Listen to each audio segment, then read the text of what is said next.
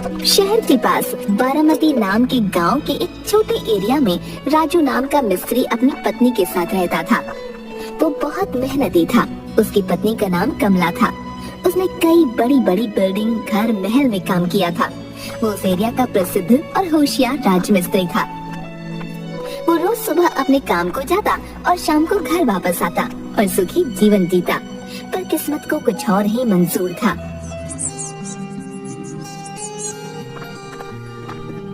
कमला, आज बहुत देर हो गई काम पे जाने में।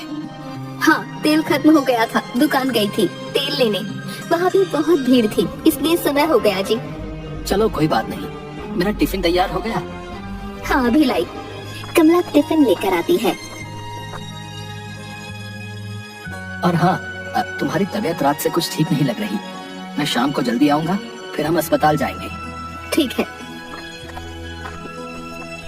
राजू और कमला अस्पताल से खुशखबरी सुनकर आते हैं। आज मैं बहुत खुश हूँ। हाँ, मैं भी। हमें लड़का होगा या लड़की? जो भी हो, मैं उसे बहुत पढ़ाऊंगा, बहुत खुश रखूंगा।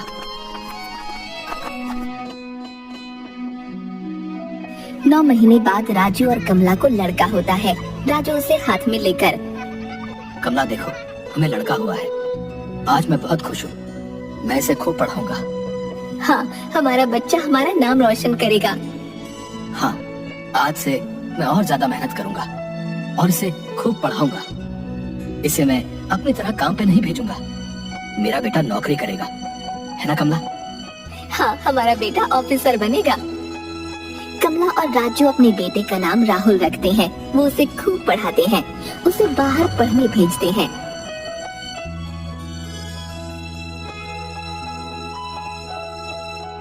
बहुत दिन हो गए, ना राहुल का कोई फोन आया, ना कोई खबर, ना राहुल आया।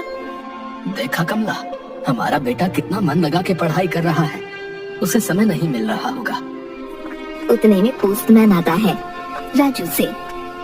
तुम्हारे लिए चिट्ठी आई है। अब किसकी है भाई? अब लाए हो तो पढ़ के भी बता दो। राहुल की चिट्ठी है। मेरे बेटे ने चिट्ठी भेजी है। क्या लिखा है? देखा कमला, तुम बेमतलब में घबराती हो। कहता है, माँ बाबा आप कैसे हैं? मैं यहाँ ठीक हूँ, मेरी चिंता मत करो, मैं जल्दी ही आऊंगा। और हाँ बाबा, मेरी अब नौकरी लगने वाली है। उसके लिए मुझे 1 लाख रुपयों की जरूरत है, नहीं तो मुझे नौकरी नहीं मिलेगी और मेरी पूरी मेहनत पानी में चली जाएगी। हाय दैया, ये जालिम जमाना। एक तो महंगी पढ़ाई और उसके बाद कमीशन भी मांगते हैं नौकरी लगने के लिए। चाहे कुछ भी हो जाए, मैं अपने राहुल को हारने नहीं दूंगा।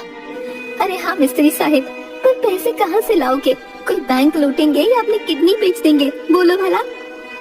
नहीं, मैं धन्ना सेठ से बात करूंगा जो ब्याज पर पैसे देता है। हाँ, पर वो पैसे के बदले कुछ गिरवी रख लेगा। तुम्हारे पास क्या है गिरवी रखने को? हमारा ये घर हम अपने बेटे के लिए इसे भी बेच देंगे, चाहे हमें कहीं सड़क पर रहना पड़े। और इस तरह राजू धन्ना सेठ साहूकार के पास से पैसे लेके अपने लड़के राहुल को भेजता है। उधर राहुल नौकरी पे लगता है। कुछ दिन में ही उसे एक लड़की पसंद आती है। वो उससे शादी कर लेता है और अपनी दुनिया में ही खुश हो जाता है। माँ बाप को भूल जाता है। सुनो जी, इतने साल हो गए, अभी तक हमारा लड़का हमसे मिलने नहीं आया। कैसा होगा वो? उसका कोई अता पता नहीं है। कमला तुम चिंता मत करो, उसने बोला था मैं आऊंगा तो आएगा। राजू को बहुत चिंता होती है कि वो कर्जे के पैसे कैसे चुकाएगा। अब वो सोचता है कि वो कहीं काम ढूंढेगा। सुबह कमला, मैं काम ढूंढने जा रहा हूँ। इस उम्र में आपसे काम नहीं हो पाएगा जी। लेकिन धन्ना सेठ का कर्जा भी तो चुकाना है। लेकिन आपको इस उम्र में काम कौन देगा? तजुर्बा है इतने सालों का कमला, कोई ना कोई काम तो दे ही देगा। और राजू काम ढूंढने निकल जाता है।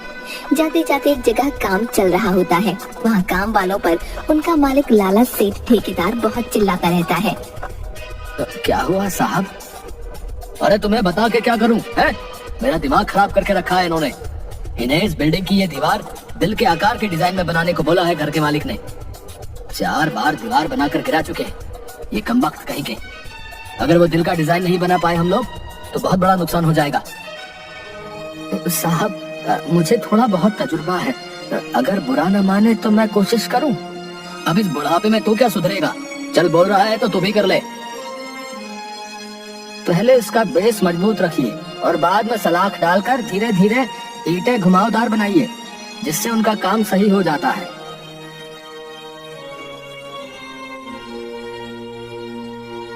राजू, तुमने आज मुझे करोड़ों के नुकसान से बचाया है। शुक्रिया साहब। बोलो, तुम्हें क्या तोहफा चाहिए?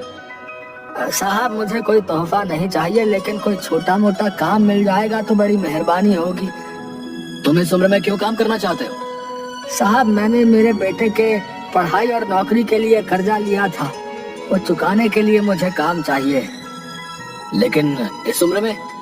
साहब, मैं बहुत सालों से मिस्त्री का काम कर रहा हूँ, मुझे इस काम का अच्छा तजुर्बा है।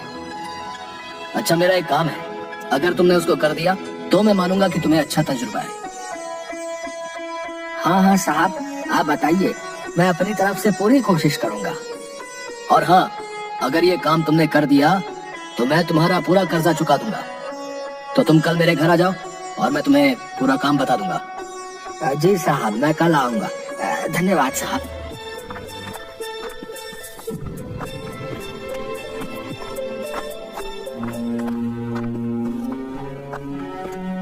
क्या हुआ, आप इतने परेशान क्यों हो? काम नहीं मिला? कोई बात नहीं, हम कुछ न कुछ कर लेंगे, परेशान मत होइए। कमला, ऐसा काम मिला है जिससे हमारा पूरा कर्जा चुकता हो सकता है। फिर आप परेशान क्यों हो? और इस उम्र में ऐसा क्या काम जिससे हमारा पूरा कर्जा चुकता हो जाएगा? वही सोच रहा हूँ, अभी कल लाला सेठ जी के घर जाके ही पता चलेगा कि क्या काम है। अब चलो खाना खाते हैं और आराम करते हैं, सुबह लाला सेठ के घर भी जाना है। हाँ ठीक है।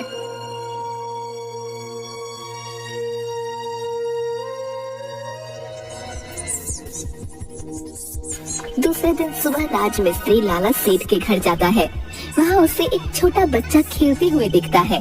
राजमिस्त्री उस बच्चे को देखकर मुस्कुराता है और दरवाजे की ओर आवाज लगाता है। साहब, साहब। अरे तुम आ गए, आओ बैठो। राजू, ये मेरी लड़की है मोनिका। नमस्ते मालकिन। ये बाहर पढ़ाई करती थी, कुछ साल पहले ही इसकी शादी हुई है। लड़का भी आसपास के गांव का है और ये रहा इसका शरारती बच्चा। इसका एक सपना था कि हमारी खुद की एक जोहरी की दुकान रहे गांव में। इतने में मोनिका बोलती है, बात ये है कि 3 साल पहले हमने ये बाजू में ही अच्छी बड़ी दुकान बनाई, लेकिन हर 4 या 5 महीने में हमारी दुकान की तिजोरी से पैसे गायब होते हैं। अभी पिछले महीने में भी चोरी हुई। अगर तुम्हारे पास उसका कोई इलाज है तो बताओ। अब पहले मुझे जरा दिखाओ, मैं वहीं पर कुछ ना कुछ दिमाग लगाकर इंतजाम कर दूंगा। लेकिन इस उम्र में राजमिस्त्री जी कितना दिमाग लगाओगे? बड़े बड़े इंजीनियर फेल हो चुके हैं। साहब, मैं लिखा पढ़ा इंजीनियर तो नहीं हूँ, परंतु बहुत सालों से मैंने मिस्त्री का काम किया है, मुझे इस काम का अच्छा तजुर्बा है। साहब, क्या आप मुझे अपनी दुकान दिखा सकते हैं? हाँ बिल्कुल।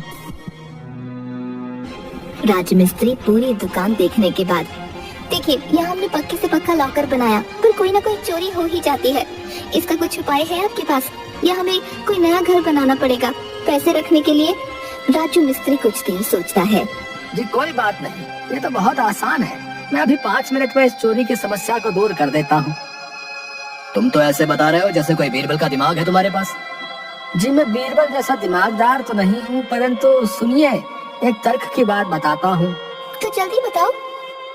साहब, आपने आपके दुकान की तिजोरी एक कोने में रखी है। अगर आप उस तिजोरी को बीचों बीच रखते हैं तो उस पर सबकी नजर रहेगी। एक बार उसे जगह से हटाइए और बीच में ला के देखिए, सबकी नजरों के सामने रहेगी। और उसे इस तरीके से बनाइए कि किसी की समझ में ना आए कि वो तिजोरी है। जैसे उसके ऊपर बैठने का टेबल बना लीजिए। आइडिया तो मुझे अच्छा लगा, पर आप ही अपने हाथों से इसे टेबल के जैसे आकार का बना दीजिए। ठीक है, ऐसा करके देखते हैं। अगर मेरी दुकान में 6 महीने के अंदर चोरी नहीं हुई तो मैं तुम्हारा पूरा कर्जा चुका दूंगा। ठीक है साहब। वो उस तिजोरी का काम 5-6 दिन में खत्म कर लेते हैं। राजू मिस्त्री काम खत्म होने के बाद घर में ही रहता है कि अब क्या करे। क्या सोच रहे हो? सोच रहा हूँ कि जो लाला के यहाँ काम हुआ वो बराबर है या नहीं। अगर वहाँ चोरी हुई तो पैसे नहीं मिलेंगे, फिर हम क्या करेंगे? आप परेशान मत हो, जो भी होगा अच्छे के लिए होगा। लाला सेठ के काम को अब 8-9 महीने हो जाते हैं। मैं आपको इतने सालों से बोल रही हूँ कि मुझे मेरे ससुराल को देखना है, लेकिन अभी तक आपने ना अपने गांव का नाम बताया, ना कभी लेकर गए। तुम्हारे लड़के से तुम सिर्फ 6 महीने दूर रहे तो इतने तड़प रहे हो। कभी सोचा कि तुम्हारे माँ और बाप पर क्या बीत रही होगी? अब परसों तुम्हारा बर्थडे है तो मैं चाहती हूँ कि हम यहाँ मनाएं, नहीं तो मैं कभी भी वापस नहीं आऊंगी। मोनिका का पति राहुल ही रहता है, जो राजू मिस्त्री का लड़का था। अपनी पत्नी की ऐसी बात सुन के राहुल को बहुत पछतावा होता है। मुझसे बहुत बड़ी गलती हो गई मोनिका, जो मैं इतने साल अपने माँ और बाबा से मिलने नहीं गया और न ही तुमसे मिलाया। मुझे माफ कर दो। अब कोई बात नहीं, जाने दो। लेकिन यहाँ से जब हम वापस जाएंगे तो सबसे पहले आप मुझे मेरे ससुराल लेकर जाओगे, तभी तुम्हारी गलती माफ होगी। हाँ ठीक है, और मैं मेरे बर्थडे पर तुम्हें एक सरप्राइज दूंगा। नहीं, सबसे पहले मैं दूंगी, फिर तुम, ठीक है? हाँ ठीक है। फोन रखकर राहुल अपनी गलती पर बहुत रोता है और दूसरे दिन अपनी माँ और बाबा को मिलने जाता है। लाला सेठ का आदमी राजू मिस्त्री को ढूंढते ढूंढते उसके घर पहुँचता है। लाला सेठ का आदमी राजू मिस्त्री और कमला के पास जाकर, क्या आपका नाम राजू है और आपका नाम कमला? हाँ। आपका राहुल नाम का कोई लड़का था? ये सुन के दोनों की आंख में पानी आता है और वो दोनों गर्दन हिला के हाँ बोलते हैं। साहब, आपको ये सब कैसे पता? वक्त आने पर सेठ आपको जल्दी ही एक खुशखबरी देंगे। अभी आप ये कुछ सामान रखिए, इसमें मिठाई और कुछ कपड़े हैं। सेठ जी की तरफ से भेंट समझिए। राजू मिस्त्री और कमला एक दूसरे की ओर देखते हैं और अचंभे से, शायद तुम्हारे बनाए हुए लॉकर या किए गए काम से सेठ बहुत खुश है, इसलिए उन्होंने हमें ये भेंट दी है। परंतु मुझे तो कुछ और ही बात लग रही है। जाने दो, जो भी हो, हम उस धन्ना सेठ का कर्जा चुका देंगे शायद। लाला सेठ के आदमी के जाने के कुछ देर बाद